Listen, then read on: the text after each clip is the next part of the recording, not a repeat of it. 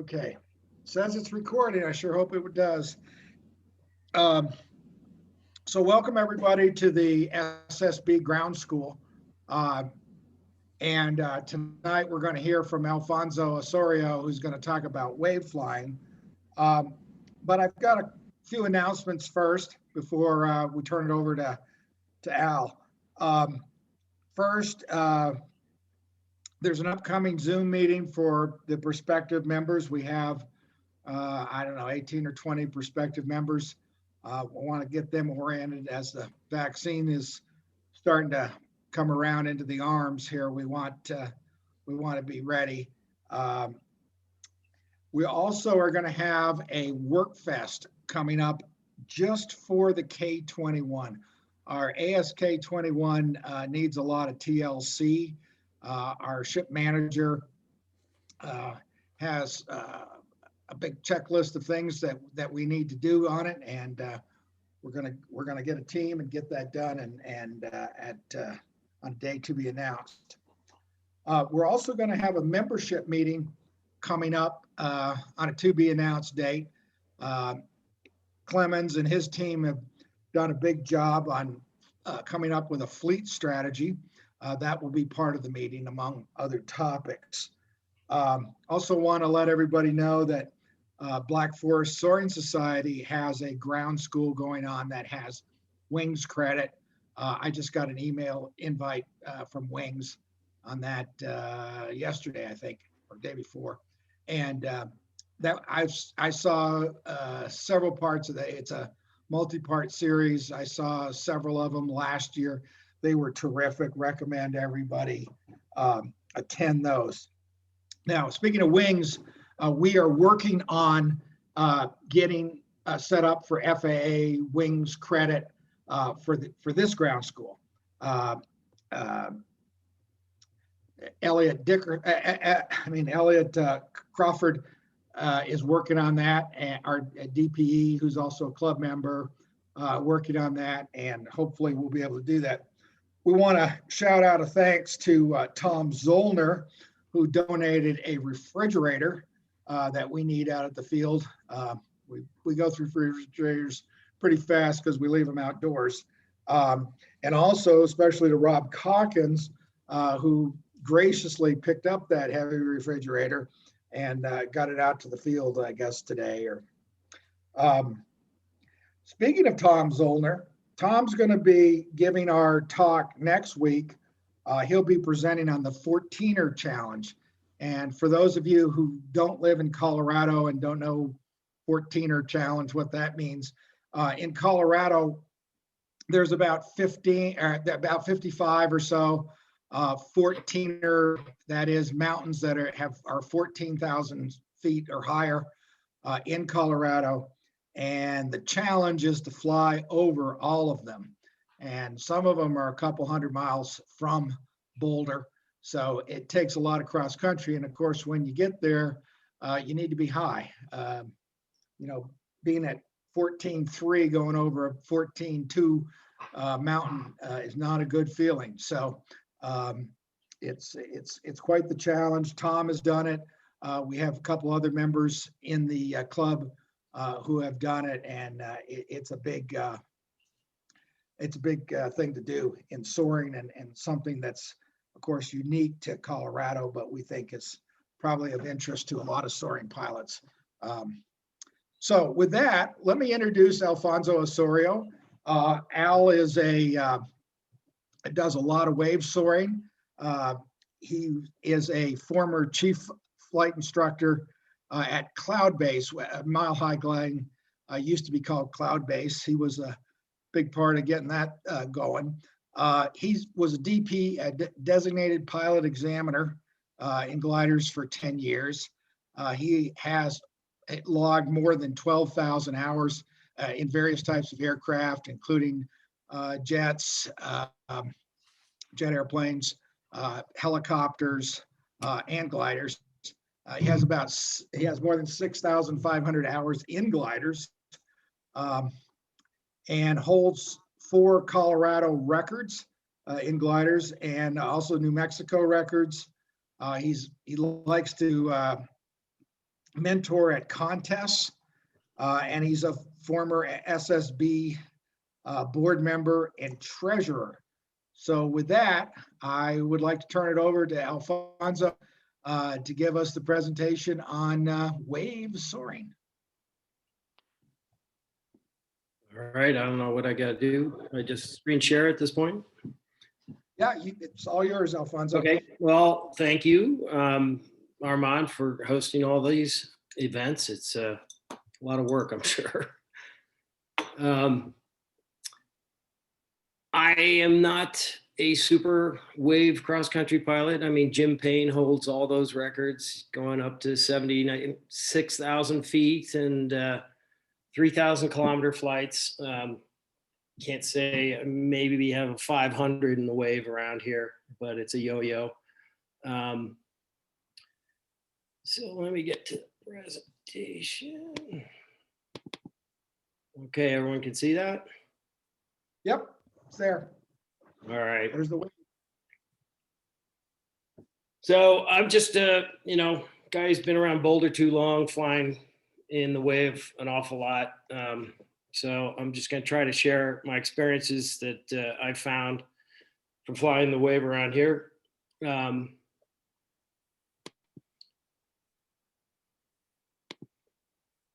So we're going to take a look at some stuff. I've got some pictures, wave in action, some forecast tools, how we're going to get into the wave, how we're going to work the wave, dangers in wave. We've got some special use airspace and some basic go-to stuff. Things you should be keeping in mind all the time in wave. It's very dangerous. There is at least 2 to 3 times the amount of energy of the best thermal you've ever strapped underneath yourself. You will go up very quickly. You will also come down very quickly. So it's something to keep in mind. Choices you make are very important. They can domino out of control very quickly with wave. We'll get into some scenarios like that. Know your personal limits. Know your ship's limits. Keep your options and outs ample. And set yourself higher arrivals and clearances from limits. All right, so you're looking at a guy sitting on a standing wave. This is what we're really doing, is playing on a standing wave. Same principles apply to what we're going to be doing.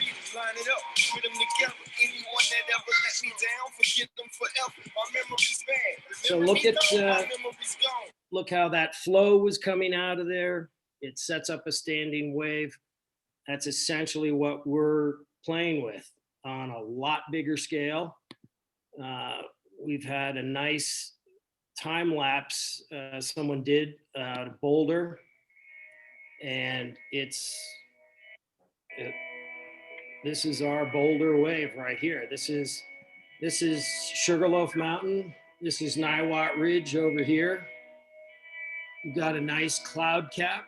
You can see it flowing and dissipating to nothing.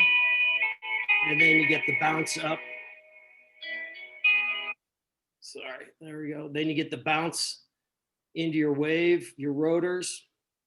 So this is a really good visualization of what's going on. And that's part of what you got to do in wave, is you have to visualize this stuff so that you can get yourself in the right position, in the right place. Because if you just go by chance, you're going to probably end up in the wrong side of the wave going down.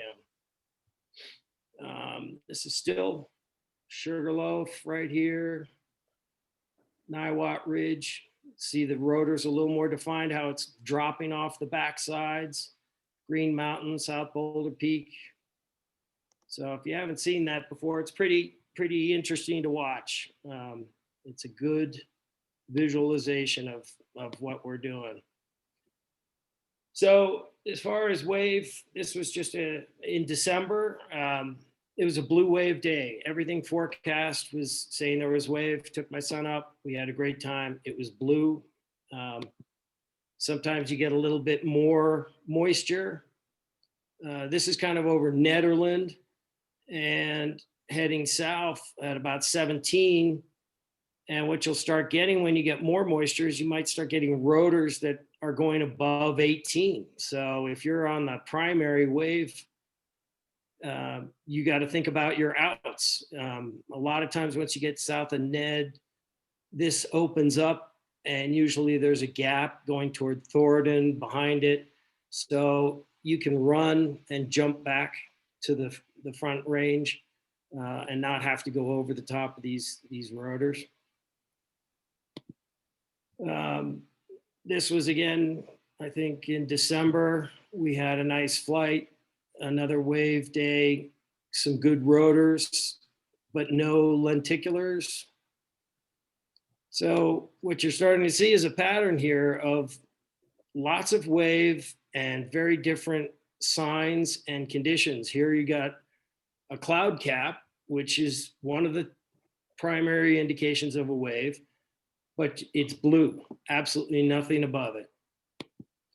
And you get the opposite of that, where you'll have, whoop, jump back here, you'll get a lenticular and you've got nothing underneath it, no cloud cap, no rotors, but there's probably still a workable wave there. And then you'll get a nice set like this. I think I was on my way to the airport here. This is Lookout Road, and ended up flying that day. Had a great time. There was probably 4 rotors between the divide and the airport, and I think I played with all of them. And then you'll get, front moving in where you've got lots of moisture. So again, all these days are different, yet they're all still having wave. We don't have this nice Sierra Nevada ridge like this where it goes for 250 miles and it's a perfect drop of 10,000 feet to a 4,000 foot valley. Our wave is very chopped up. We have many ridges in different directions. So trying to connect these waves and running pretty far south, I chicken out a lot of times. Getting past Mount Evans, I think I've done it twice and been scared out of my wits most of the time because you're just going, I hope it keeps going. Going north is a little easier. I think I've gone up to the Wyoming line and you've got more outs there as well. So what's going to be causing the wave? This is what I look for, an airflow basically from west to east dropping off the divide. It's going to rebound into the wave. It's pretty simple. It can be from a high pressure near 4 corners. This is what I have found to usually indicate a good day's on its way. Sometimes you'll get a good low pressure up near Logan, Utah or something, and you'll get another, sort of a negative advection is what it's going to be. It's getting sucked around the other side, but it sets up a pretty good wave as well. What I look for is a good pressure gradient between one side of the divide to the other. If you get too much pressure gradient, that's not a good thing. Then you can have days where you're getting a front coming in, and a lot of times it's an upslope. We're getting upslope conditions, yet there's a good wave going over the top of it because it's a nice stable layer on the underside, so it's bouncing off it nicely. Problem with that kind of a system is you can end up with upslope and you're sitting there flying at 17,000 looking west all day long, and then you turn around and it's a carpet of cloud and you got to get back through it. So what you should be doing, just like you do in the summer, look at the weather and look out the window. You're comparing what you're trying to pull up on the weather charts and seeing what you get outside. Do that for wave, just like you do in the summer for thermal flying. This is another tool that you want to develop for your soaring kit. I have found wave every month of the year. I've found it on cross-country flights in the oddest times. and all of a sudden said, wow, I think this is wave. And then you just keep flying like it's wave, and you're astonished that you're in wave all of a sudden in the middle of summer. So it's a tool that you're going to be able to use many times if you look for it. So here's kind of the basic setup I look for: a high pressure in four corners, looking for 2-3 isobars between the front range and the back side. A trough usually helps organize it as well.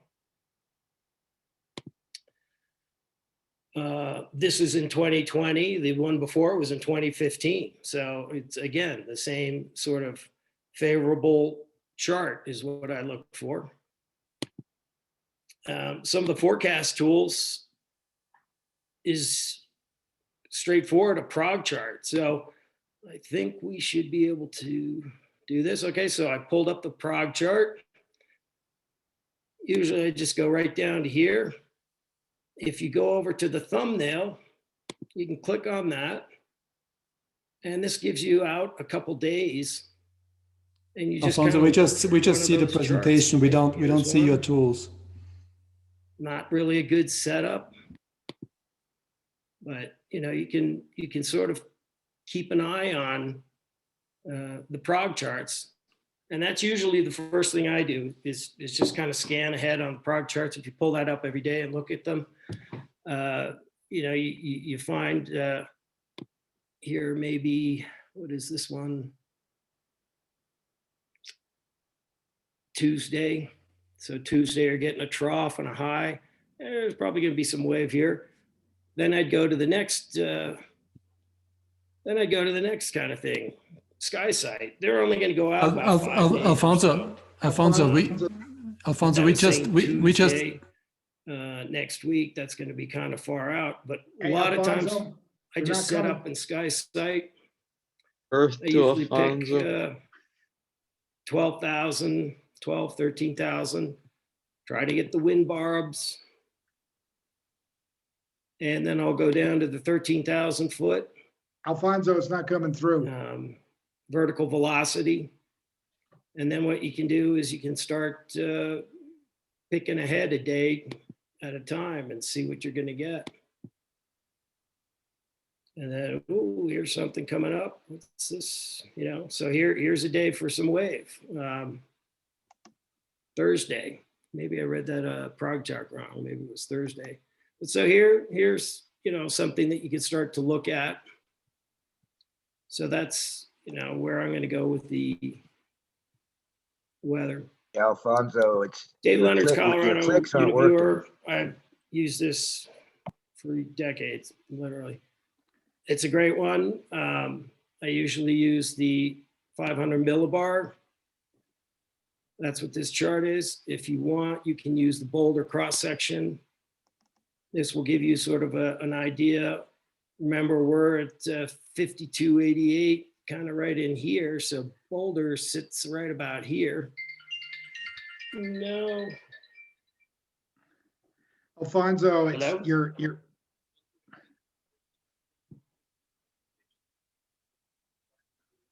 Oh. Okay. So I'm sharing stuff you can't even see. Sharing Right. is paused.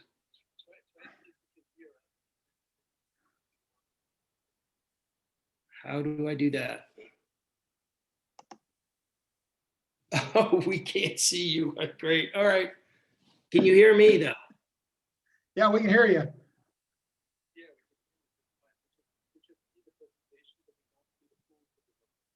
Okay. I thought that was going to share. I'm sliding across on my screen, so I thought it was normal. All right, sorry. I've got some stuff later. So I won't go through all these. I've got some samples further down, so we'll just jump to those then. So high pressure, trough, we're looking at this. This is what I was talking about when you have a front coming in. So here's a cold front coming in, and you might get a great wave day here, but this is also one of those days that you're going to have the waves pushing from west to east.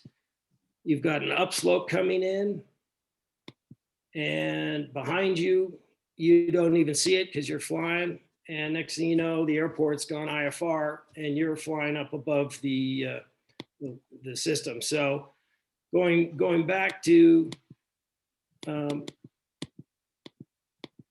this type of high pressure with a trough, if you got a cold front coming in, that's one you got to be careful of, because you'll probably end up with an upslope.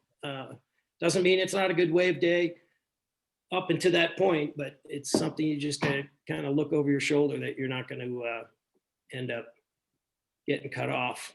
I've heard stories back from 30 years ago where people had to try to go land in Granby, kind of thing. This is not a good day to kind of go flying. I think this is the day after Colin's seminar last week. The following day, we ended up with some very strong winds. You got the high pressure, but you got 5, 6 isobars. That's just going to cause strong winds. This is the airport. At the time, it was 16, gusting to 34. So again, it might be a wave, but you've got to know your limits. If you're going to be taking off and landing and that kind of stuff, you better be ready for it. So the sky sight, of course, I couldn't show you on the links. So just going through some photo snaps of sky sight. This is kind of what you're going to look for.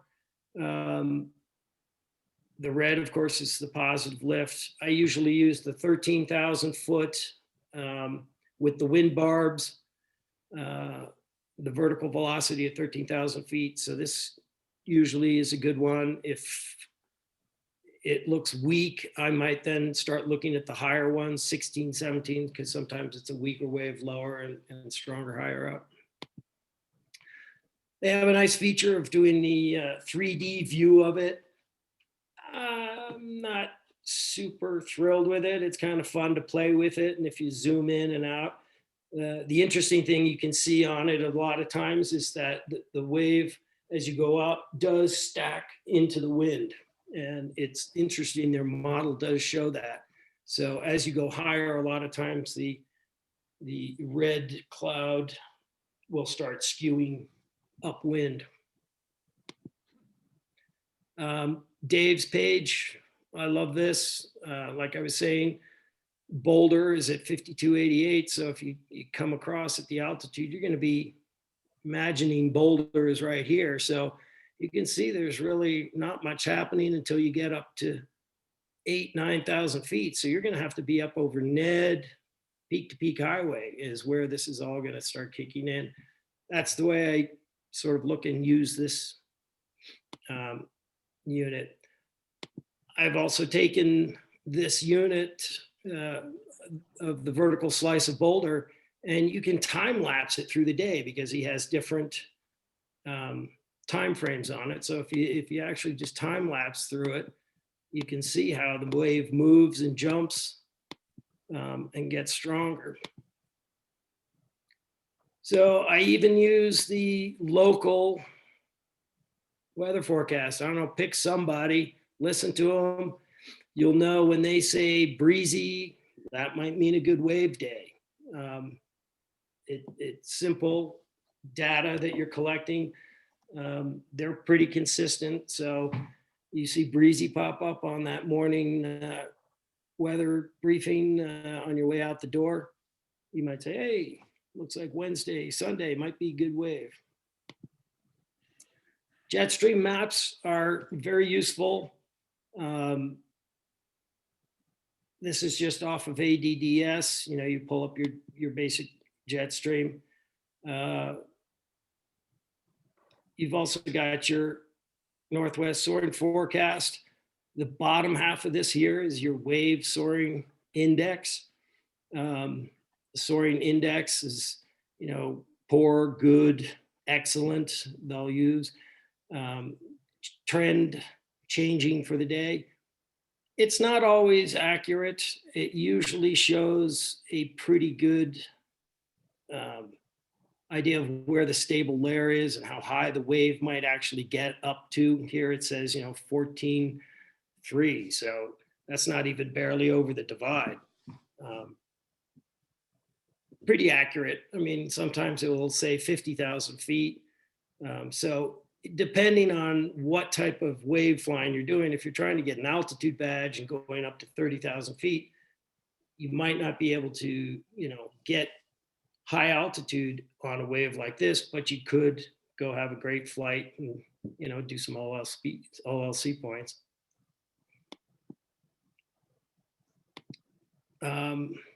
Jetstream forecast, I love this one. I tend to use the center section right here, and down at the bottom, unfortunately, I can't pull this up so you guys can see it. I don't know how I can share that. I guess I can.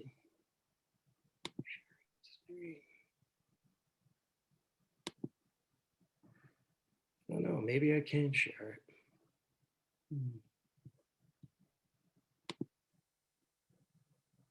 There we go.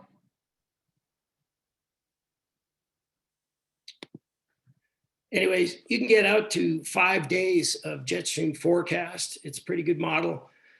I was following the Pearland when they were down in Argentina, and it was great. I was using this one down here, and you could see the days that they were going to go fly. It's like, oh, they're probably going to go tomorrow, because you could see the jet stream just coming right up against South America. So it's a good tool, gives you an idea of jet patterns. That's going to be steering a lot of the weather that causes our flow across the divide. So it's a good forecast looking out. So getting into the wave is the next thing you got to do. We have to find some sucker to tow us into it, and then off we go flying in the wave. This isn't quite accurate because it's not a standing wave, it's a moving wave, but you still got to find somebody to tow you up into the wave. The other option you can have, and there are plenty of people who have done it, you can get a pattern tow and get in some lift, and next thing you know, you find you're in some wave. And I think I got my diamond altitude off a pattern tow. So, you take a pattern tow, open up the wave window, and 23,000, you can be done with it.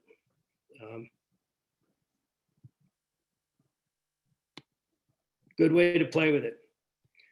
So looking at this thing, this is Boulder. I kind of drew Boulder in here. There's plenty of days you see the windsocks kind of doing this on both ends of the field. You're taking off with light wind, or sometimes you could imagine the airport over here where you're taking off with a tailwind, and then you're going into a headwind when you get off the end of the runway. And this is what's going on, is you've got a rotor sitting over the field, and depending on where it is, you're gonna have different influences on the windsock. So really good to look at the windsocks on the field at both ends, see what's going on, not only when you're taking off, but when you're coming back, because people might be landing on 8 and the windsocks are split, and you're better off maybe coming in on 2.6 versus 8 if it switches. Using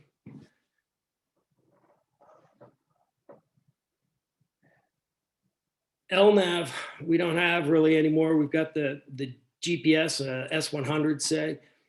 You can see on there's 2 different speeds. You're going to have your ground speed, and you'll have your airspeed, basically. And on tow, that's a good tool to use when you're getting into the rotors. So slackline is part of what you've got to be able to deal with if you're towing into the wave.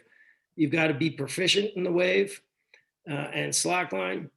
You should be anticipating these things that are going to be coming. Spoiler use, I teach spoiler use and being able to prevent slackline. It's not good to have a bunch of slack and then open your spoilers. The idea is to use your spoilers before you get the slack line. So you're getting slingshotted out to the side. You might as well open the spoilers, keep the rope tight, get back into position. Then you can modulate them, close them up again. But if you get slingshotted way out and you have a huge slack and then you open your spoilers, that is going to slow you down very quickly and most likely break the rope. So it's a technique you need to practice and learn. When you're on tow, you should also remember what you've towed through, because if the rope breaks, you're going to have to go back through it. Either way, you're going to have to go back through it.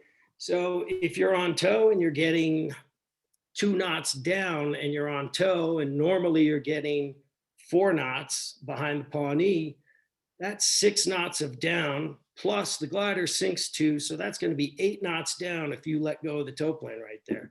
So those are things that you should be thinking about when you're doing your slack line. And here we have a good demonstration. So watch and listen.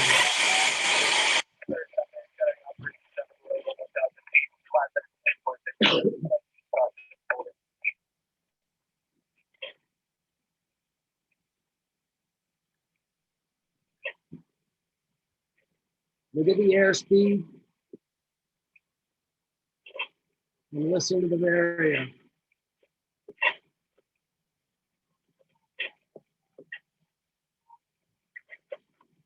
Oh, look at that airspeed jump. Oh.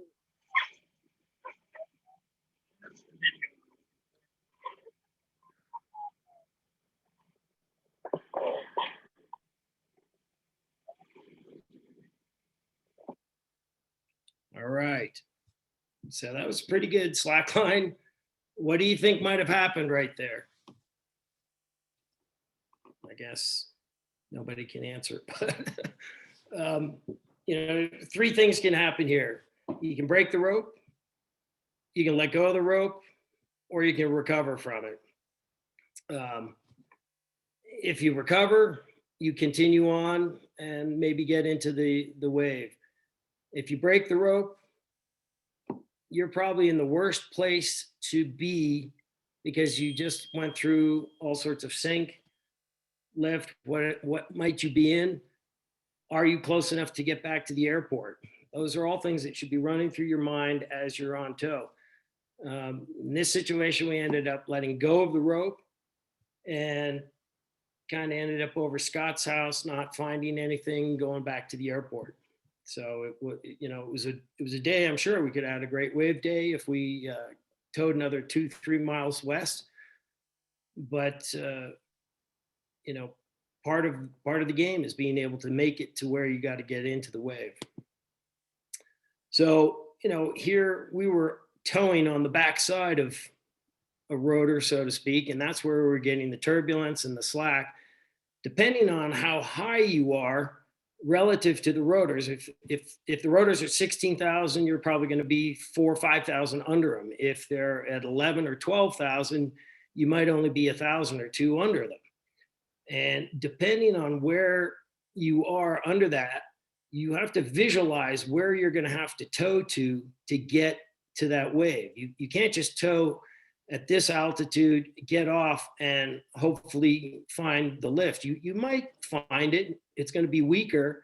You're more in the rotor still at this point, where if you towed a little further to the west, you'll see a more positive rate of climb. Then you can get off and you'll probably just go right on up.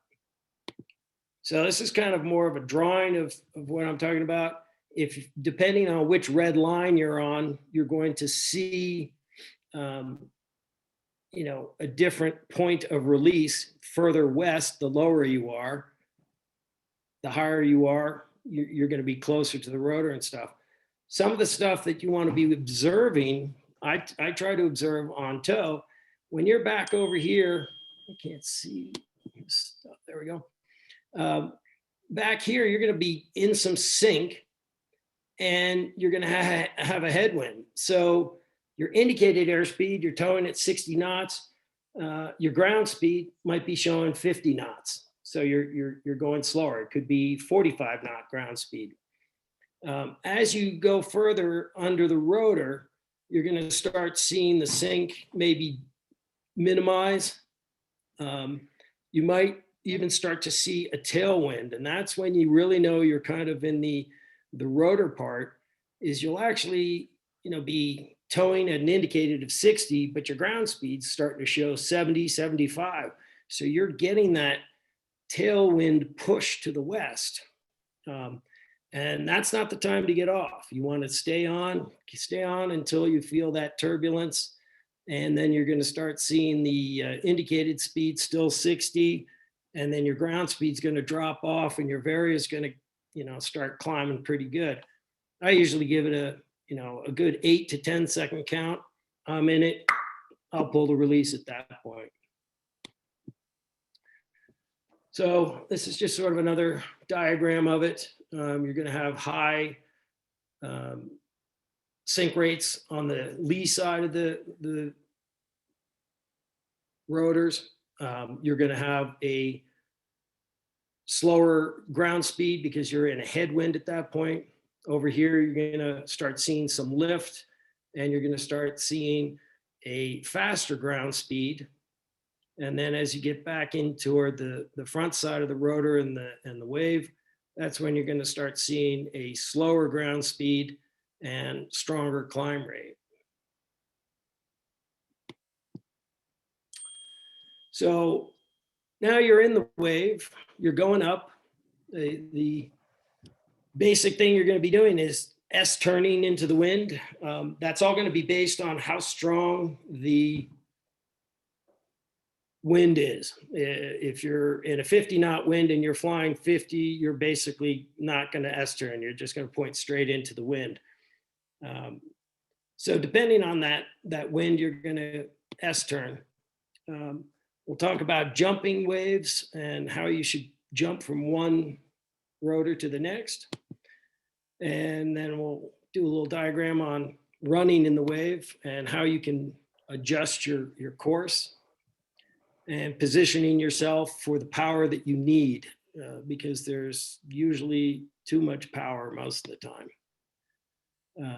And then using the wave to descend. So S-turning is what, you're doing a figure eight, so to speak. In reality,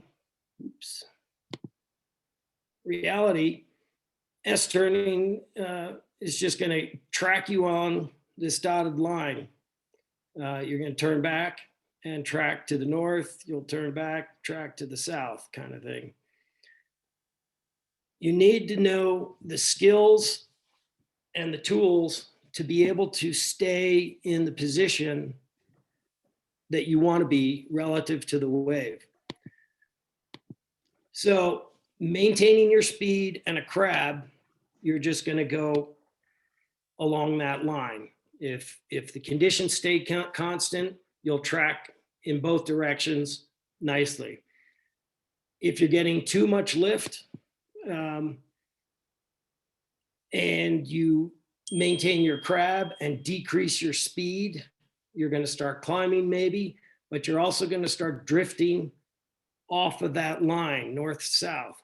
So maintaining crab and decreasing speed, you will go downwind. If you maintain your crab and increase your speed, you will go upwind.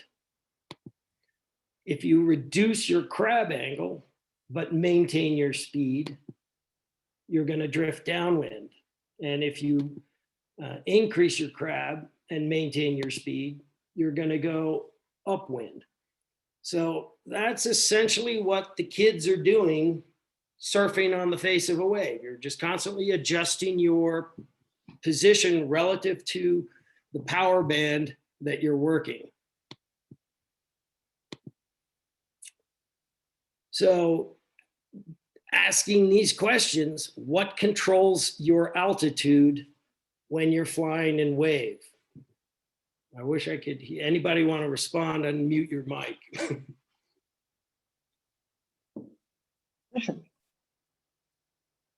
What was that? Your position controls your altitude relative to the power band, as you mentioned. No, pitch controls your altitude. You pitch for an altitude when you're in wave. Your position is going to control your speed. So you pitch yourself to maintain at 17,000 feet. And you constantly pitch, what's going to happen is your speed's going to change. If you're going too slow, you might be in the wrong position of the wave. So then what you're going to do is find a stronger position in the wave. I'm going to go back to that. No, I guess I can't. I laid these out incorrectly. So changing your speed is changing your position on the face of the wave. If you're too far out in front of the wave, you can change your crab angle, maintain your speed, pitch for your altitude, and you'll drift back into a stronger band of lift, and then you're going to be able to push the nose over and go faster. So it's really adjusting the three instruments you have, and you should be looking at are your airspeed, your vertical speed, and then your altitude as a limit, because 18's our hard altitude. You don't need to be at 17,999. That's insane in wave to fly that high. You will most likely bust airspace. 16,000 is plenty, is usually what I try to cruise at, 16, 17. Jumping into waves. So a lot of people, what I've seen, they get up in one wave and they're climbing 1,500 feet a minute, and then they try to jump straight ahead to the next wave. Not necessarily the best place to do it. If you're going up 1,500 feet a minute and you go straight upwind, you're going to hit 1,500 foot a minute sink. What you want to do is travel yourself down the wave until you get a weak climb. And oh, wow, I'm only going up at 300 feet a minute. That's where you want to jump the wave. You don't see a surfer go paddle out where the wave breaks. He goes off to the side where it's weaker, and then he goes out. That's essentially what you're going to do when you're jumping waves. You find a weaker spot in the wave, you'll see the rotors will come down. They won't be as high, it'll be a lower pool. That's where you find a spot and try to jump to the next wave. It's usually not as much sink. Of course, you always want to do it with the most altitude you can. So that's maybe where you'll push to 17.5 and then push it and try to jump up into the wave. Remember, you don't want to be going too fast if you get close to the rotor. If you know you've got a good clearance over the rotor, that's one thing. But if you're going to start getting close to the top of a rotor, you're going to hit some turbulence and maybe not even make it over the rotor. And then you're going to turn around and you're going to be in all the sink. So jumping waves can be a tricky thing. This is kind of that day where I had 4 rotors over the airport, you know, when I was on Lookout Road. So we towed, got off over South Boulder Peak. We jumped by going south. This is kind of, past Thornton. Thornton's here. This is kind of down over Blackhawk's, not more over here, but the wave definitely got weaker here. This is where we jumped to the next wave, worked this wave. Oddly, up here, you can see how sometimes the wave will almost merge together. This is mostly caused by a southwest wind. So when the wind is more southwesterly here, a lot of times the two waves will start coming together here. Of course, it points right at Long's Peak. So Long's Peak really does strange things to the wave. It's a focal point. It tears it apart. It's hard to get north of it sometimes. But sometimes when you get southwest wind, I find that you'll end up getting up here just west of Boulder. This is Gold Hill, thereabouts. And then all of a sudden you can start going further west and stay in the wave. And then it splits. So it's very odd that you can get a split wave where they're both coming together here, but then you can take it and go further south in the primary wave. So jumping is an art form in itself, looking for the weak spot. Using your position, getting back to what we were talking about, pitch for altitude. and your power position is what's going to give you your speed. So, here we're S turning, trying to manipulate position in the wave, 0 climb rate. You're just maintaining 17.2, and you're running your speed. Too much speed, go further west. Get ahead of the wave, find less lift. Not enough, you can pull it back into the wave. So you're essentially going out and back and forth on the face of this wave. So looking at it more graphically like this, if you're down lower, the winds are more westerly. You've got a more westerly component here. Once you're in the lifting part, the westerly component is really not as much because it's more vertical. So this is all a power band, and going further out in front of it puts you more in the trough.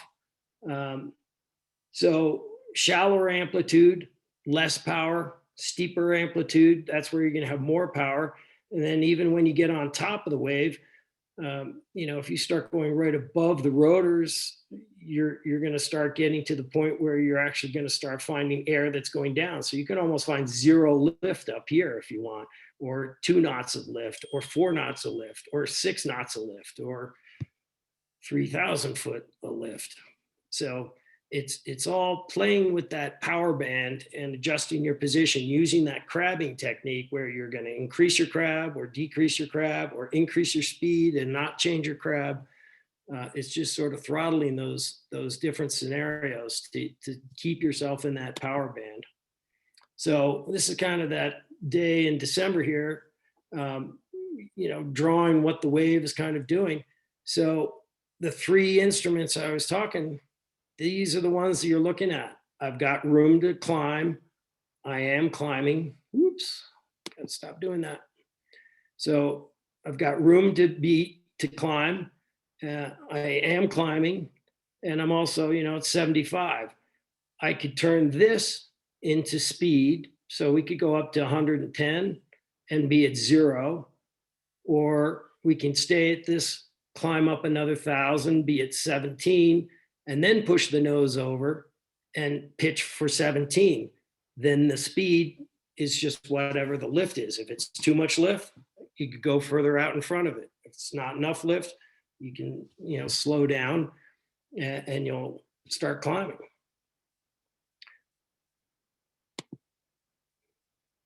So backside of the rotor, this is where you're going to be able to come down. I hear stories of people, I was going so fast and I had my spoilers open the whole time. That's insane to me. You open your spoilers, you're cutting your wing G load in half. I never, ever open my spoilers in wave. It's just too dangerous, in my opinion. You should be able to anticipate and use the power of the wave. If it's too much power and you're opening the spoilers, you need to be in a different position, not open your spoilers and stay in that strong power band. So that means moving further out in front of it, way out. You might have to go a mile out in front of it and find that shallow, nice mellow lift that you want to run at. But coming down, I must say, a 232 14G wing, yeah, you can open your spoilers if you want to come down. But these glass ships, I like to keep the spoilers closed the whole time I'm in wave. I'm not a fan of using spoilers in wave. Getting into it on toes and other thing. So you've got some serious energy. We were talking about 3,000 foot a minute lift. If you convert that into feet per second, that's 50 feet per second. That's 100 foot of climb every 2 seconds.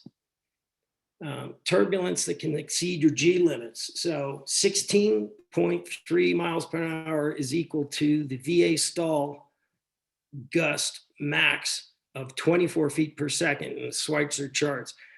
Now, the German gliders don't give us a G load limit chart like the Americans do. And we're going to go look at one of these. You can get headwinds that are so strong you're actually going backwards. And then when you turn around, your glide performance is going through the roof. But you have to remember that if you're going to go into, over, under a rotor, and you've got a 50 knot tailwind and you're flying 50, you're really doing 100 over the ground. And I haven't had any engineers be able to tell me if, you know, what's the equivalent. You're hitting a standing object at 100 miles an hour, even though your indicated airspeed is only 50 miles an hour. But when you hit that lift, it's a serious gust, and you'll see your airspeed most likely jump up 20 knots when you hit that lift. But not a good idea, I think, to be going extremely fast when you're going downwind with a strong tailwind and having to go through rotor or turbulent lift. We got airspace constraints and DIA arrivals and stuff, and we'll go through some of the scenarios. It's changed a little bit now that we're getting these transponders and ADS-B in our gliders, but back in the day, you had to know where to cross the street, so to speak. VA, VNE and VA limits and spoiler use, we'll talk about a little of that. The upslope we talked about already. And then temperature limits and oxygen. So looking at a Schweitzer manual, if you just look at these numbers, and we're getting 53 feet per second, basically in this climb scenario right here. 16.3 meters per second. This is a Schweitzer envelope. And if you have never seen one, if you look at 1G, this is 2Gs, 0G, 1G.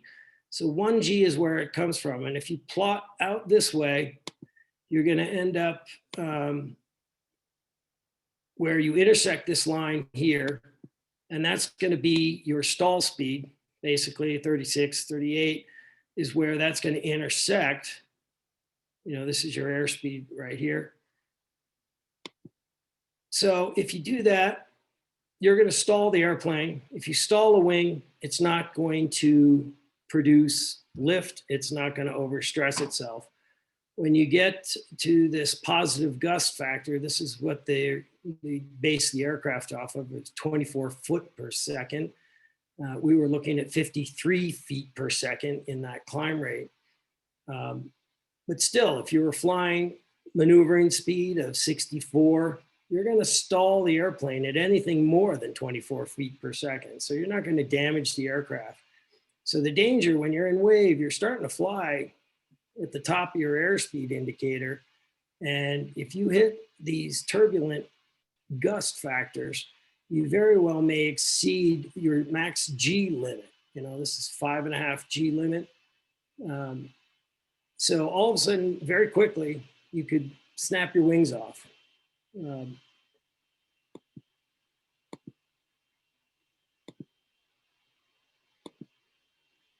So some VNE play, one of the things we have to remember is as we go up in altitude, true airspeed versus indicated airspeed start diverging. So you're gonna have a faster true airspeed than a indicated airspeed.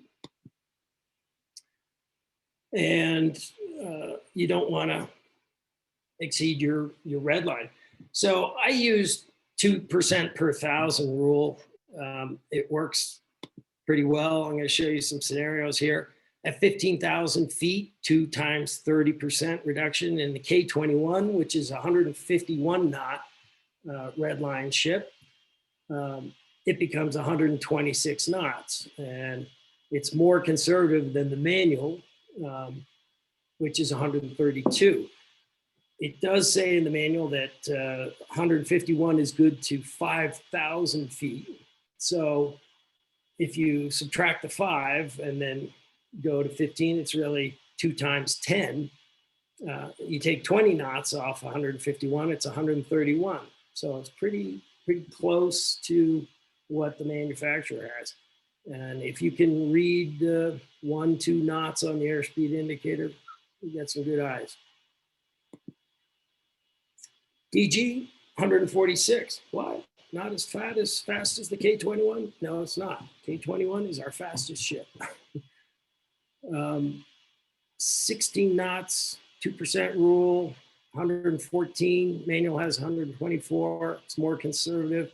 But if you add the 6,000, now you're looking at 2% times 10, 20 knots. You're at 126 knots, which is close, but it's too fast. So the 2% rule, you know, if you do it from ground zero, it's usually going to be more conservative than what the manual is going to be having.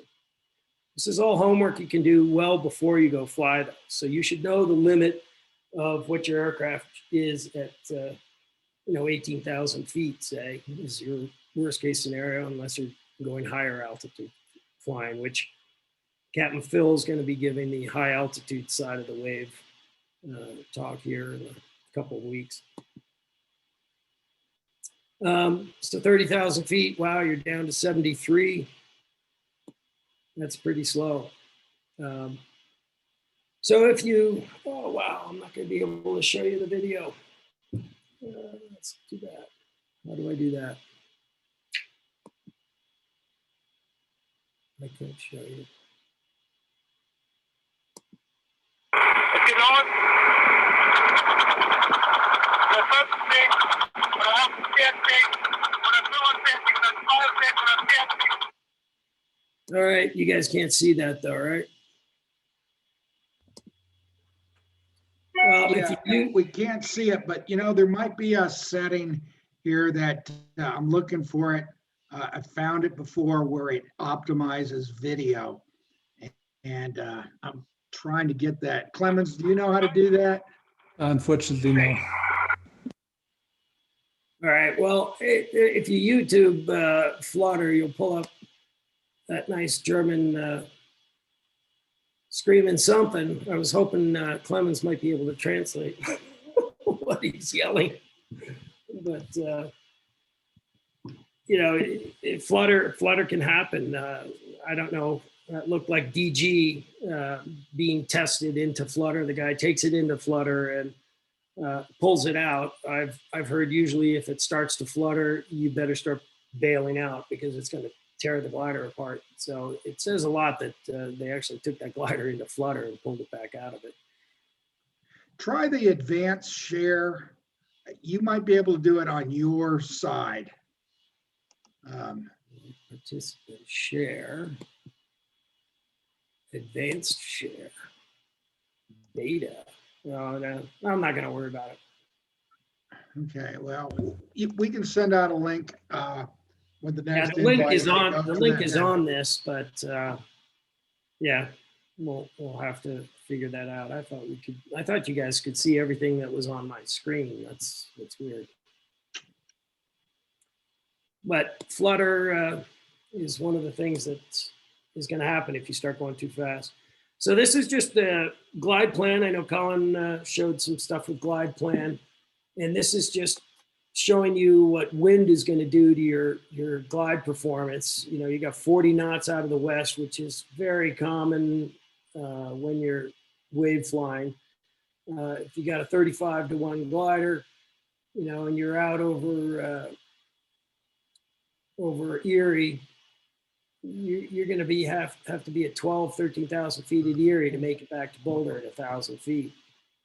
So I've got just several different scenarios looking at Boulder. This is the same kind of conditions, 270 at 40 knots. Here you are over Boulder trying to make it to Ward. You got to be at 18,000 feet and you're probably just over the hogbacks. So that's a pretty tough headwind to deal with. And that's still getting a 35-to-1 glide ratio. So most likely you're going to have some sink like this scenario. So now you're getting some sink along with the headwind, and you're barely at the Class B 287 and make it back to Boulder. you put that up at Gold Lake or Lee Hill at a 15-to-1, and you can see how almost motionless you're plummeting toward the ground. So those are things you got to keep in mind. This is the same scenario going toward Ward. So, Ward's at 9,000 feet. You're not even at Gold Hill, and you can't even make it to Ward with that kind of headwind and sink rate. So airspace constraints, the other one is 18,000. Like I said, I usually like to cruise in the 16 to 17,000 range. It gives you lots of room to pull up if you have to slow down. Why are you going to slow down? Because it got turbulent on you. You're flying up in the yellow arc, it starts getting turbulent. The only thing you do really is slow down. I do not open my spoilers to slow down. I will pitch up to slow down, get in the green. If I had to, I would open the spoilers once I was in the green, but certainly not up in the yellow, punching into even more turbulence. So better to try to stay below 18 than have to ask forgiveness. DIA arrivals, I mean, now with transponders, you don't have to know these arrivals as much, but it's good to know where they're coming from. Got some wave window stuff, basic VFR, 10,000 and above. You got 5 111s.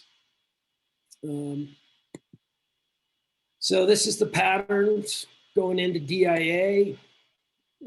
Boulder's right about there.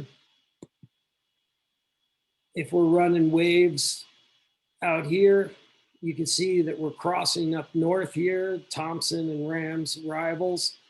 So it's good to know where they are. They're usually at 16,000 coming through here. And Rams are going to be at the same 16,000 up around there. This is kind of a view up over Button Rock Reservoir. You got Estes Park, Twin Sisters. Is this peak right there? You got Long's Peak off to the left. This is where Thompson arrival is, kind of on the ridge just north of Estes Park. They'll be going right through there at about 16,000 feet. Here you're out over Boulder, going northbound. Give you an idea of where those two arrival routes are.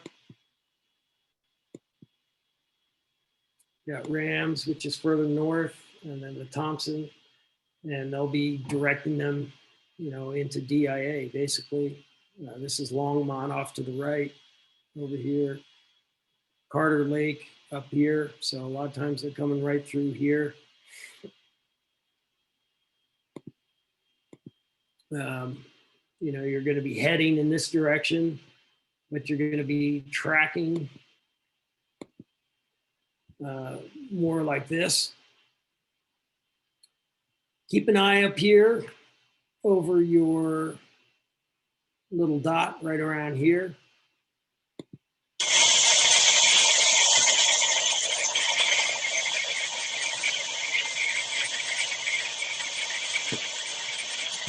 Everybody see that?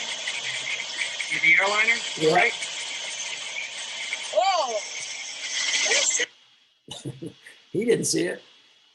So yeah, so airliners coming through there, and this is probably before we had transponders, so they did not deviate them around us. We were playing Frogger crossing the highway, basically.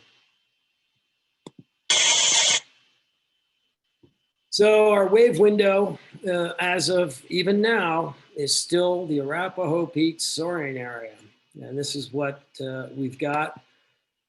We've got in the shack a book with the letter of agreement and the dimensions and procedures you're supposed to follow to go up into this. Phil's going to be talking about the high altitude wave and all that, so we'll have him talk about it. This is what we started probably over 10 years ago to try to modify the wave so that they would give it to us more often, because a lot of the holding patterns were out to the west.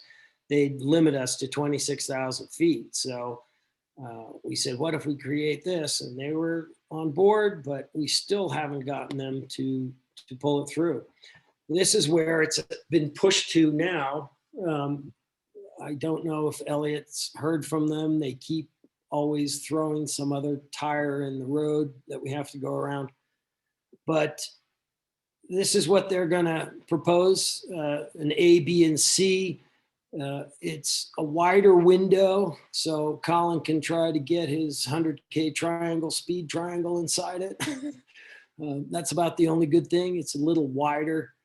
It is further north, but if you're at 18,000 feet here, getting over to this part of the town over Button Rock and stuff to get into the window to go up higher shouldn't really be a difficult thing. All the departure routes are what are pushing us out of this existing window. So I don't know where we're at, but this is hopefully going to come to a close this year, so we can get a wave window modified, and we'll see. This is the Bald Mountain window up in Owl Canyon. I've used this a couple times. Back when Gunner was still around, we'd go up there and open that window.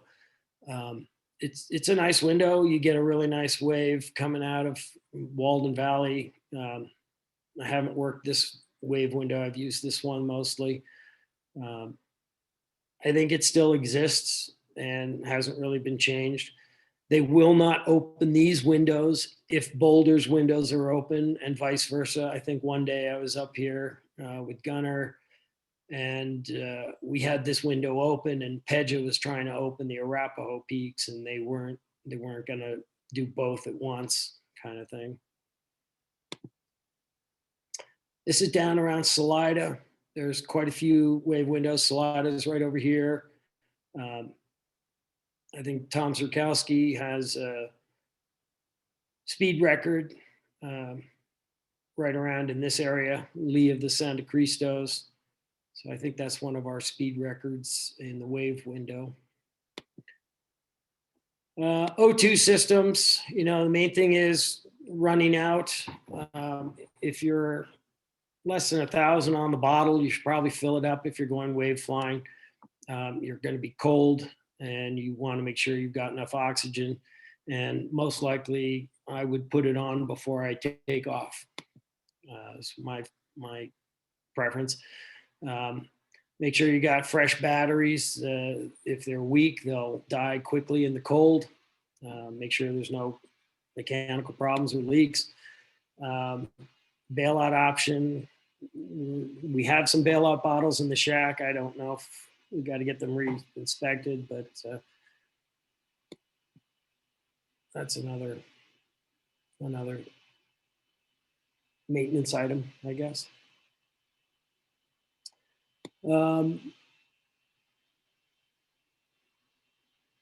Make sure you pay attention to your breathing, the beeping on the machine.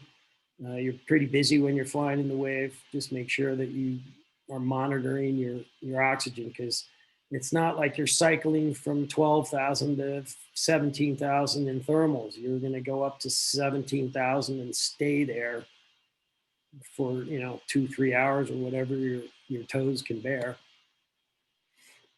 Time useful consciousness is just some basic charts. Again, I think Phil is going to touch base on a lot of this stuff.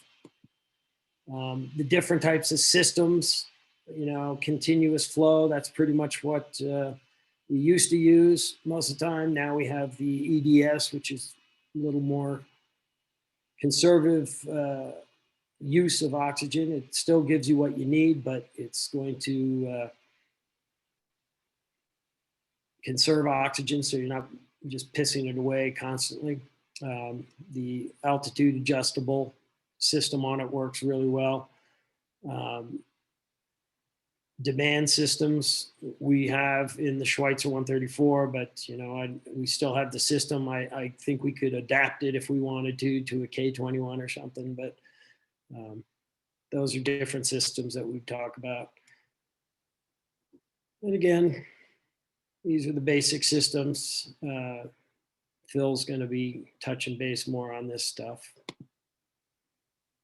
So we can have wave every month of the year. I guess I can't share some of this stuff because of our technicalities, but yeah, every month of the year I've had wave. This flight, I was sometime in June, 2016 in June. I think I went out to Aspen, went south to Salida, started going north, got this one thermal, and then all of a sudden I felt like, wow, this is kind of wave-like, and went from Salida pretty much up to Wyoming and didn't make a turn and didn't think about what I was doing properly because I knew it was wave. I was giggling that I was in wave in summer. And this was ridiculous how I was just going on, 100 knots going north to Wyoming. And then, of course, I got tunnel vision and was like, I'm going to Wyoming. And I hit Wyoming border. And I think within 20 minutes, I was down on the rocks trying to dig my way back out and ended up landing in Walden. And I kind of started going toward the front range, and I should have just kept going up over Steamboat because that's where the wave was. But I just kind of was like, oh no, I'm going to go over there. I don't know why I did, but it didn't pan out. I ended up in Walden. So I guess that's the end of it, unless people got questions.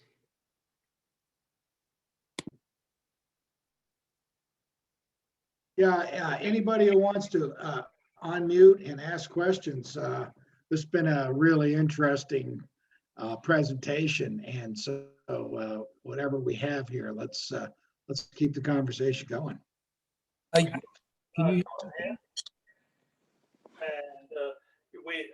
I'm with you not to open the dive brakes at altitude, but any thoughts about dropping the gear?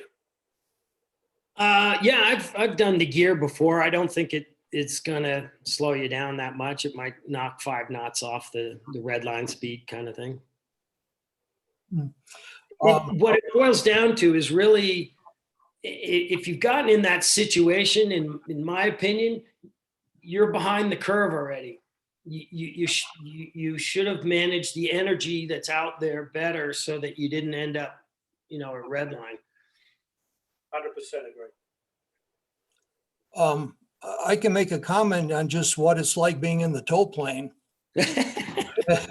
Well, and you can get thrown around pretty good in the rotor, but I was just thinking of just an example of the energy that's available. I was towing Charlie and somebody else in the DG, and we were above, oh, heck. Anyway, they got off, and I was in some pretty good lift with the Pawnee, and I kept the engine a little bit above idle. I maintained altitude for about half an hour, and my speed was just a little bit more than the airspeed in the wave. So I had to I S-turned facing west, and then started to get out of it, and then I would just slow up and back into it. But it kept the pony up with minimal power for about half an hour, and then I got tired of it and went back home. But you just think about the Pawnee and the weight and the inefficiency of it and the energy available to be able to keep the thing up at altitude. It was fun playing, and it was, to me, pretty amazing. I took John Stewart up in his little, what's he got, a tri-pacer or something? Super cruiser, yeah. So John and I went up in a super cruiser, and we're at 16,000. He had he turned it off basically. And we were still, Well, what about the time we were over Sugarloaf and you went inverted with the toe and you were in the DG 500 with a student? yeah. Hey, Yeah. Alfonso, we have a question here from Danny Marshall, who is asking, I'm curious how many wave days happen in a year and what months are the best and which ones are not so good? Well, I would say in the winter, you end up with more wave days because we get more Chinook winds, and that's also not necessarily the nicest wave. I mean, some of the nicest waves are, I find, in the early fall and early spring, and mainly because it's warm enough and you're not going to freeze your butt off. I mean, you get cold soaked pretty quickly. I mean, you're running high altitude, and that's one of the the limits we've got is temperature limits with these gel coats.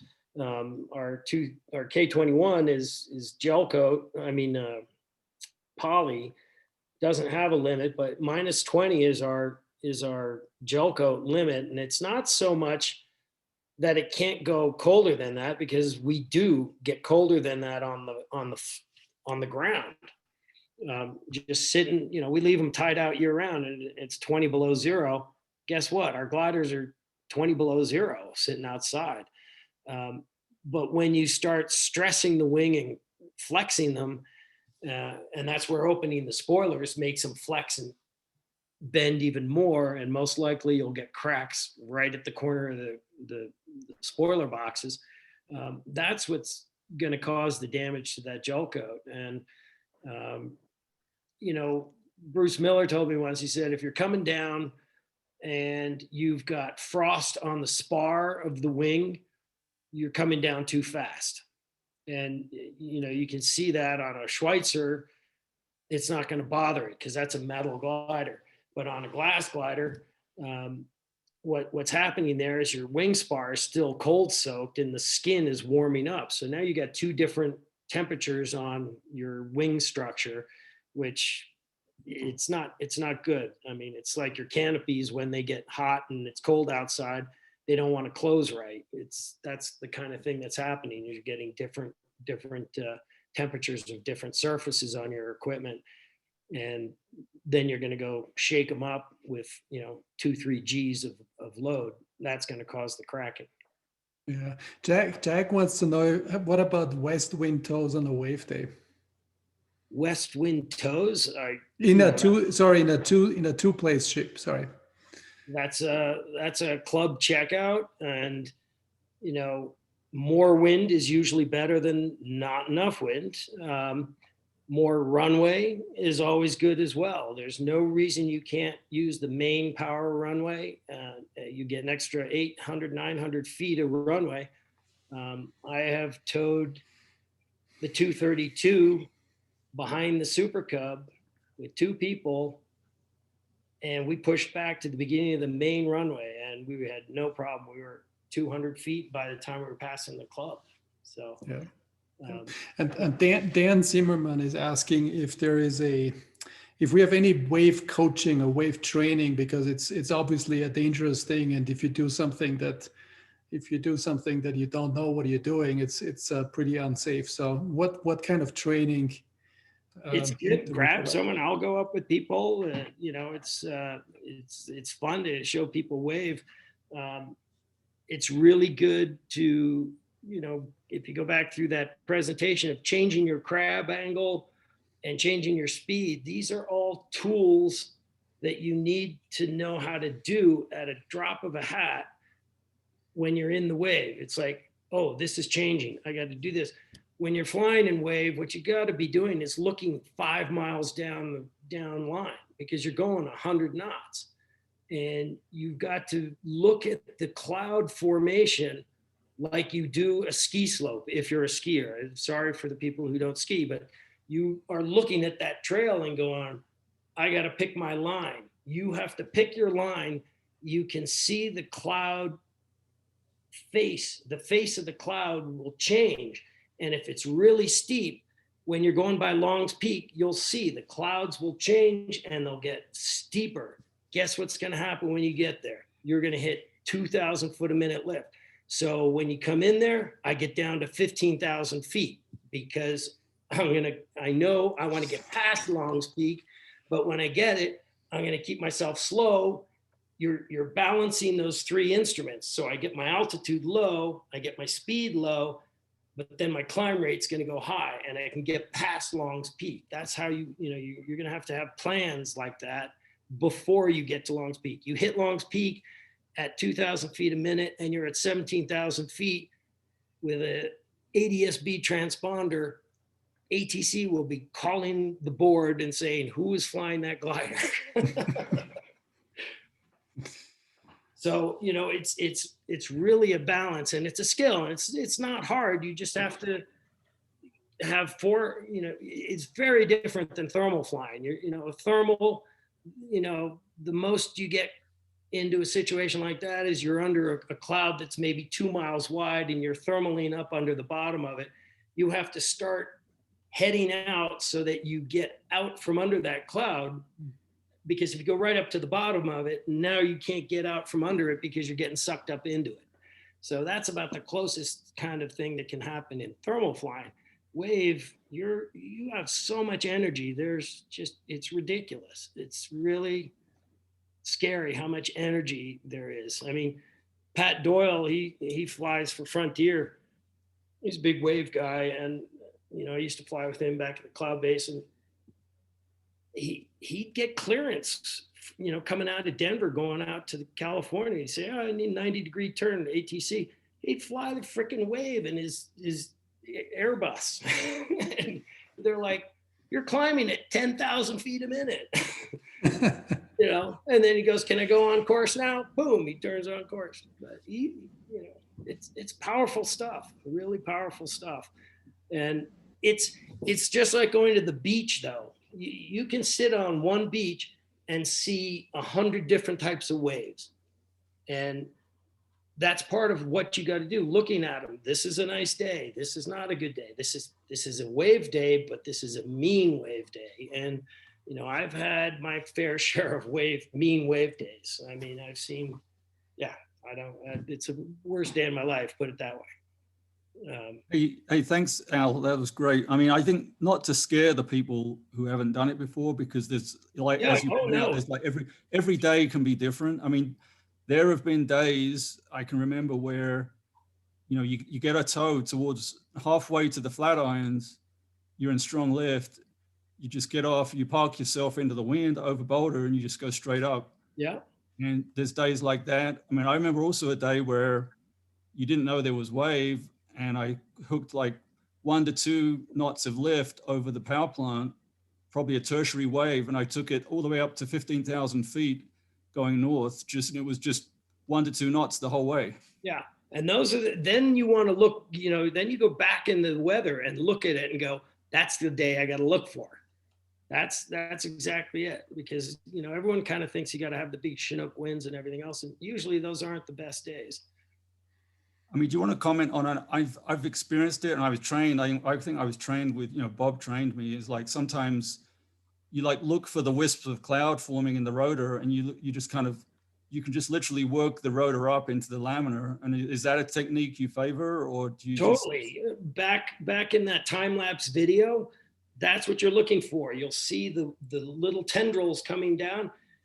A lot of times when I fly, instruction in the wave, you'll be flying with someone and they don't realize that they are getting pushed over the wave.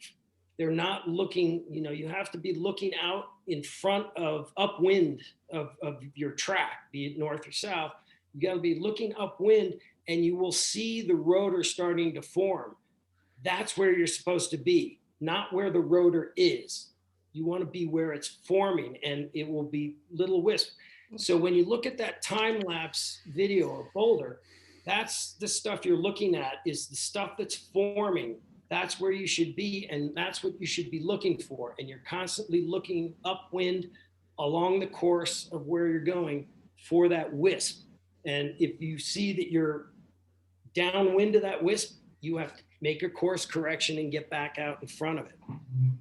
Yeah, definitely what you got to be looking for.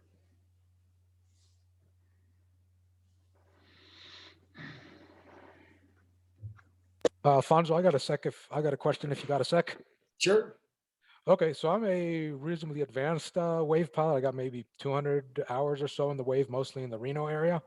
My question is regarding to blue wave. I can kind of hold my own pretty well if it's marked by phone gaps or rotors or lenticulars. The problem I have on blue days is every once in a while you get into weak stuff or you fall out of it. And then I still have not figured out a good formula, a rule of thumb to say, okay, am I too far upwind? Am I too far downwind?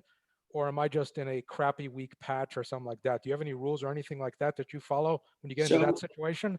Yeah, if you look at the Boulder wave maps, I wish I could pull it up and put it on here. Clemens did a nice overlay of a bunch of wave flights over the years, and it mirror images the mountain range. So when I'm in blue wave, like that picture I had, I look out and I see the top of the divide and 2 miles away from it. I just fly 2 miles away from the divide the whole time. So I'm following terrain essentially, not the fawn wall or the rotor. There's no visible markers, but the thing that's causing the wave is the mountains. And so if you keep your relative position from that mountain chain, and that's the mistake I made when I landed in Walden, is I deviated. I should have stayed on the ridge, lee side of the ridge. That's what I did all the way up there. And then I was like, oh, I want to go over there. The next thing, I'm sinking. It was like, oh, I should have stayed over there. But I use that. And then my rule of thumb is if I got the altitude, I always go upwind first. And so it's getting weak, I'll turn upwind first. See if I got pushed over the backside. If it gets stronger, then I'm making the right decision. If it doesn't, it's very easy to go downwind and try to find the wave back downwind of it. So that's. I mean, I would also say, what do you use a moving map? Because I find that very useful. Yeah. Just to look at where your trace is, and basically, if you lose it, at least you can know where you can go back to. Oh yeah, no, moving map makes life much easier. I mean, if you can do this without a moving map, it's it's a good head game. Yeah. Yeah. So with the moving map, specifically what you're talking about is the snail trail. The other thing that I found really helpful with the moving map, with an Audi at least, there's an option where you can display a course line, as in not where you're pointing, but where your track is actually leading you. And what I tried to do is basically what you said. I find up the approximate distance from the mountain where it seems to be working, and I try to stick that by drawing my course line to be parallel with the upwind terrain that I think is causing the wave. Right. So you actually draw it in. Yeah, basically, I what you were saying about crabbing and the crab angle and speed. An easier way to do it is just do it until the line is parallel and just stick with what you got. Right. Yeah, I have not used that function, but that sounds pretty cool. Yeah. One of the little things that I just want to add, what you were talking earlier about the V&E. What I do, as opposed to actually remember, here's my V&E at this speed, or use that 2% rule. Most of the modern Varios have nav boxes, and most of them you can figure nav box to be true airspeed. Right. And you just remember one number and just compare that against your true airspeed as opposed to your indicated, and that way the wings aren't going to flutter on you. Yeah. No, that's LX 9000. Not all ships have that though.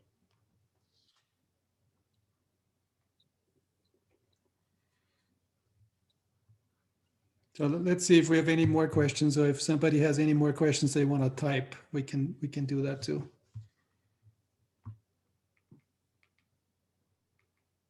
I don't know. If there's nothing else, we can just kind of wrap it up here. This has been a great session, and we had a lot of great questions at the end too. So good participation. Thanks to everybody.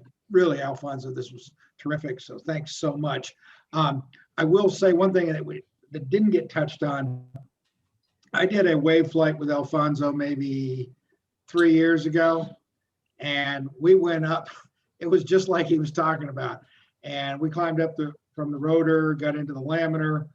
We went to pretty close to Wyoming, went back down to the 70, went back up to Wyoming, went back down to the 70.